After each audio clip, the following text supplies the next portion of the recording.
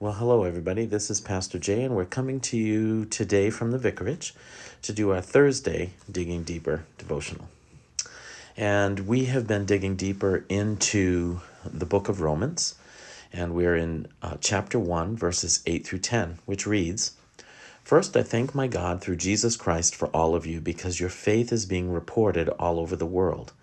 God, whom I serve in my spirit, in preaching the gospel of his Son, is my witness how constantly I remember you in my prayers at all times.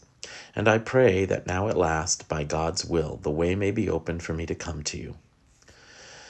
As we approach these verses, the sermon that was preached in this regard is called "Making Noise in the Earth and the Heavens." And over the course of the last few days, we've been talking about what it looks like to make noise in the earth, to live out a faith in public. Now we're going to talk about making noise in heaven. And if we're going to make noise in heaven, we need a constant prayer life. Martin Luther, the founder of the Protestant Reformation, famously stated, "I have so much to do that I shall spend the first 3 hours of the day in prayer."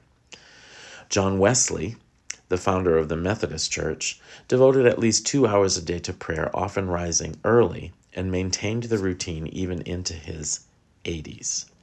Susanna Wesley, his mother, promised to match every hour of entertainment with an hour of prayer.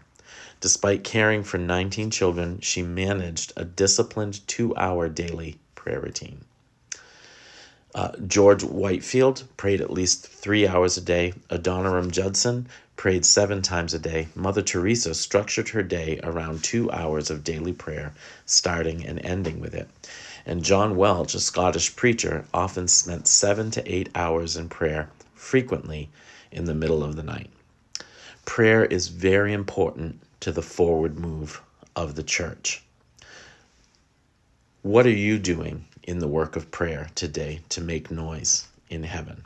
We'll talk more tomorrow. Until we meet again, God bless you and be at peace.